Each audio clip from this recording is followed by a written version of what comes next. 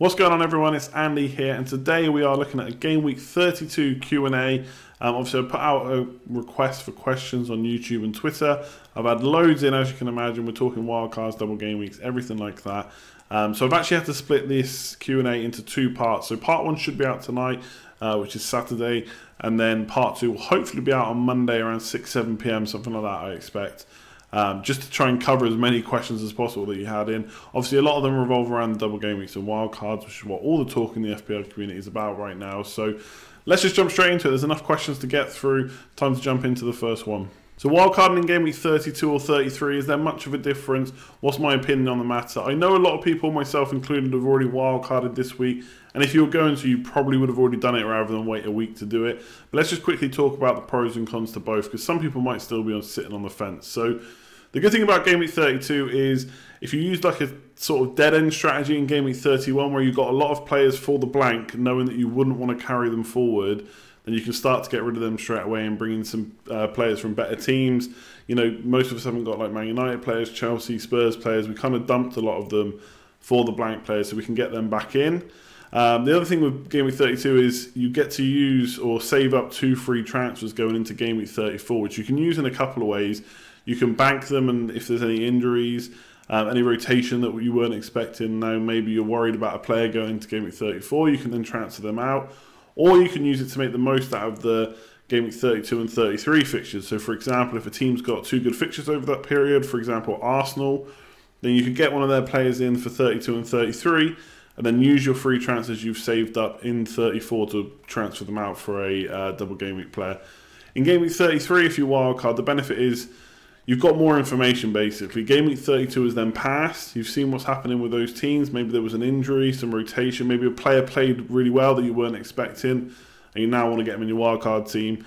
Then you've got that extra info going into Game Week 34. And while saving up 2 free transfers is kind of handy, unless you've got a plan for them, if you're just using them for injury or rotation issues, then you could end up wasting them if there isn't any, because a lot of people are going to free hit in Game Week 35, and obviously that might not apply to you, but for those that are, you can't take any free transfers into that because they'll be lost once you go into Game Week 36. So anyone that's free hitting in Game Week 35, no matter how many transfers you've got going into that week, once you free hit in Game Week 36, you'll only have 1. So I've wildcarded this week because I want to take out all the Game Week 31 players. I want to start setting my team up for the double game week, make the most of Arsenal in Game Week 32 and 33, and then I'll use my free transfers to make sure that I've got the best double game week side that I can. Game week 33, like I say, you got the most information. You skip the Spurs and Chelsea game, you can see what happens there and then get their players in afterwards when they've got slightly better fixtures and double game weeks.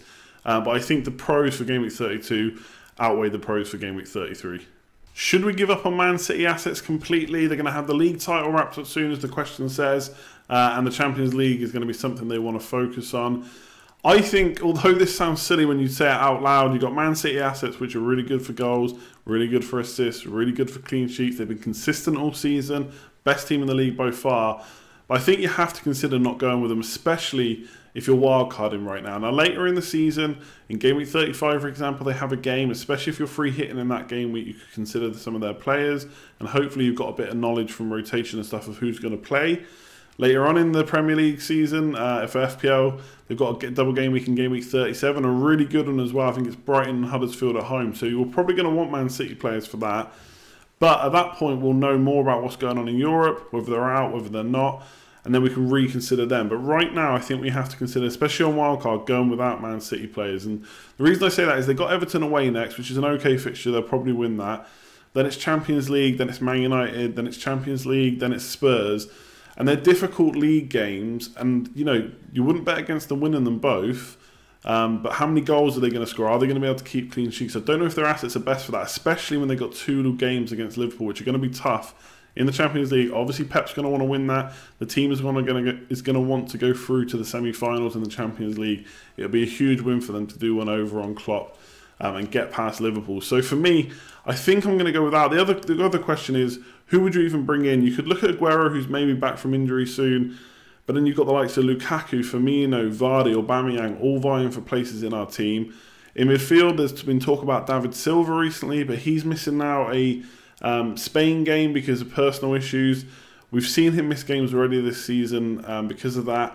maybe that will come back for Man City and maybe he'll start missing games. Are we confident he's going to play every game? I don't think I am. Sterling, I think, still looks really good, and if you think he's going to play, he could still get you the points. And if you got him early on for 7.98 million and you've not got rid of him yet, then you could keep him. I can see that. Otamendi, again, I don't see too many clean sheets in the next few fixtures, but there could be at the end of the season. So I just wonder where we're going to fit in these players if we want to go for him. De Bruyne is quite expensive. Obviously, yes, he's been ticking over all season. I just think with the big midfields people are looking at, the kind of 4 or 5 man, 7, 8 million, 9 million pound players that we're looking at putting in our teams, kind of Mahrez, Son, Willian, etc.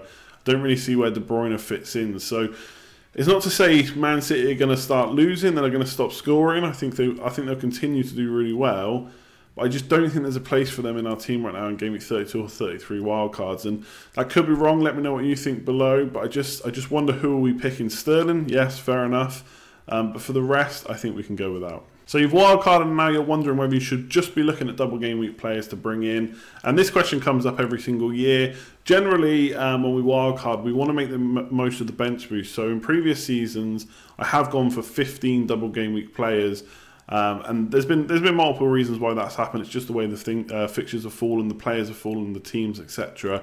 Last year I think I had 14, and Josh King, he didn't have any double game week players, but he was a really good single game week option still, so I kept him. This year I think it's kind of similar. I think, yes, I'm definitely looking at bringing in the most double game week players that I can, maybe 11, 12, 13 double game week players. There's definitely reasons not to go full double game week. One of them is on your screen right now, Mo Salah. He's in such good form, maybe even at the moment in better form than he has been all season. And there's just no real good reason, I don't think, right now to get rid of them. Liverpool in particular have really nice fixtures outside of the double game weeks. If you haven't got a free hit, they don't blank in Game Week 35 as well. So they're definitely players that you want to keep, especially Mo Salah. Robertson in defence, 5 million or less defensive asset that looks really good. Could be rotation maybe around Champions League. We don't know that yet, but I still think he looks a really good buy.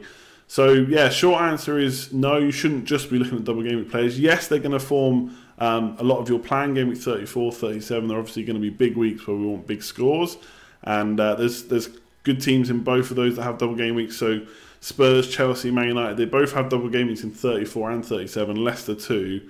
So there are assets from there that you're definitely going to want to get. And they're going to build the majority of your team, but you've still got to look at other options. Arsenal are another one who they have a double game week in 37, but not in 34. But they have really nice fixtures in 32 and 33, which are Stoke and Southampton at home.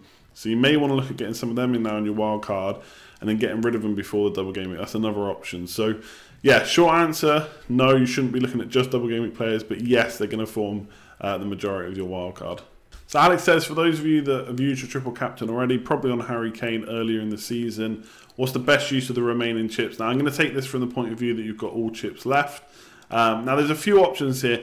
Honestly, this could almost be a video in itself, so I'm going to try and keep this answer as brief as possible. The main strategies really are to wildcard now, probably free hit in Game Week 35, and then bench boost in either 34 or 37. There is the option of free hitting in Game Week 37. Now, for that strategy, obviously, the main one that people I think are using are wildcarding now. That's going to let you get rid of the dross from Game Week 31, build up for Game Week 34 and 37, not worry about Game Week 35 too much from free hit. Now, I like that because you can get rid of your team from Game Week 31 if it was bad, and then start building for the double game weeks. Bench boost, you could wait until 37 and hope that you've got the full team for that. You'd have to definitely look further forward than those of us that are maybe bench boosting in 34. Obviously, you can stock up on Chelsea, Spurs and Man United because they've got fixtures in both, and that should help as long as you can build your team around those players. And then you free hit in 35 so that you can pretty much ignore that week and not worry about on your wildcard. Now, the other option is to build your wildcard team now and have some players that are going to play in Game Week 35, which you can use free transfers on to bring in. So the likes of Aubameyang, make sure you've got him in for 35, maybe a Man City player or two, and then you can get through Game Week 35 and then use your free hit chip in 37. Now, the reason I like that is it means you can use your wildcard now, and anything that happens in between, it's not going to matter, because when it gets to Game Week 37, you'll have the full information right up to 37. You'll know who's still left in Europe. You'll know who's still fighting for places, who's wrapped up the league positions, kind of top 4 and stuff like that. And then once you know who's fighting for stuff and who you think still got something to play for, you can free hit those players in the double game week 37 and have a completely new team, which I think could be huge. I think people are probably not thinking about that as much as they should be. I think the free hit chip is very powerful, maybe even much better than triple captain and bench boost. So that's another option. And then the other option, the third option, is to not wildcard now, free hit in game week 34 to make sure you've got your double game week team out. You then use your transfers in 32, 33 and 35 to make sure that you've got a good game week 35 team. So again, looking at the likes of Arsenal, maybe a Man City player, something like that. And then you would wildcard in game week 36.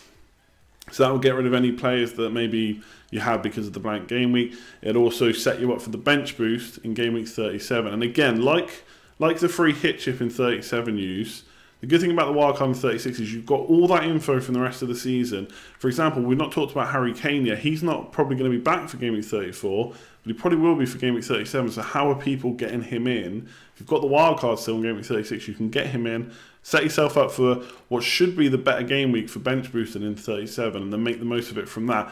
Now that strategy I actually really like. I think that one could pay off, but it depends what your team is like from game week 31, because when I look at mine, for example, I'd find it very hard in what would be 3 free transfers, because obviously you're free hitting in game week 34, so three free transfers for game week 32, 33 and 35 to get my team from game week 31 to something I think would see me through that blank game week in game week 35. So I know that's probably sounding really complicated, but I really like the free hit 34, wildcard 36, and then bench boost 37 option for those that don't have triple captain. But a lot will depend on your team from 31. The probably easier or more common strategy is to wildcard now, and then probably free hit in 35, and then obviously you've got your double game week team for 37 still, hopefully, and you've got free transfers in between to do that. I think that one probably requires the least amount of planning. Is almost the safest, I think. And you could, if you can get through game week 35, then you could free hit in 37. So those are really your 3 options. I know I've not really given a definite of which one is best. You've got to consider your own team and that. But I really do like the free hit 34. I think it's an interesting way to do it. And then you've got the wild card later in the season. And maybe you've got to step up on those of us that are wild carding now. So those are really your options. They're probably the best use of them right now. How you play it though, and what's the best for your team, that's up to you. Let me know in the comments below which of those 3 strategies you like the most. So Andy asks, when assembling your wildcard squad, so obviously this is a question aimed at those people that are wildcarding now, is it acceptable to plan for hits for game week 34 so you can get the most out of the quality in game weeks 32 and 33? And I know I've spoken about him a lot already, but the man on your screen is one player that you should definitely consider for 32 and 33. No Europa League to worry about for him because he can't play in that with Arsenal. So he's just playing in the league and really nice fixtures, Stoke and Southampton at home. So to tackle the hits question, I mean, that depends on you as a manager. Personally, I don't mind taking hits where I need them. I'm not sure planning for hits is necessarily, unless you can think you can get a lot of points out of game week 32 and 33 and then spend them on hits in 34. That could be an option, but I don't really see, apart from Arsenal, who you'd be targeting in those game weeks. So for example, Leicester have got okay fixtures then, but they've also got double game weeks in 34 and 37, so you're definitely going to want their assets anyway. But in terms of teams that you're not necessarily going to want for the double game week, but you will for game week 32 and 33, I think that's just Arsenal, and even they have a double game week in 37. So would I recommend hits? No, I don't think so if you can help it. If you're wildcarding now especially, you'll have 2 free transfers until game week 34. Anyway, and I think I've already mentioned it, but for example, I will get in Aubameyang for game week 32 and 33, and I'll leave myself enough money in the bank to do Aubameyang to Lukaku. Now, of course, if I get injuries and stuff like that, then I might have to take some hits, but I think that's a bit different to actually planning for it. So to answer the question, I don't think there's enough benefit from 32 or 33. Yes, it's the right thing to be thinking about. It's not just about 34 and 37. We have got lots of weeks in between that there's still a lot of points to play for, so you should be thinking about that. I just don't know if there's enough points there to warrant kind of a -4 or a -8. You can get in a couple of Arsenal players even and use your free transfers in game week 33 and 34. Obviously, they'll carry over to then take them out if you want to for double game week players. So for me, I wouldn't be looking at too many hits. I don't think it's worth it. A lot of people are going to be concentrating on game week 34 and 37. And that is the end of this video. Like I said at the beginning, there is going to be a part 2 which should be out on Monday, hopefully. Hope you enjoyed the questions that were here. Let me know your opinions on the answers. I know not everyone will agree. everyone's in different situations. They've all got different opinions on players and stuff. So I'd be really happy to hear yours in the comments below. If I've missed any questions, then maybe wait until part 2 to see if it's covered.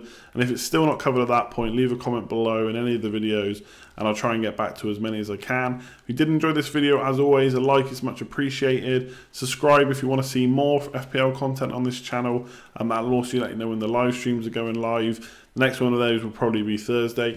Apart from that, I'm going to leave it there. Like, comment, share, subscribe, all that good stuff as always, and I'll catch you next time. Cheers all.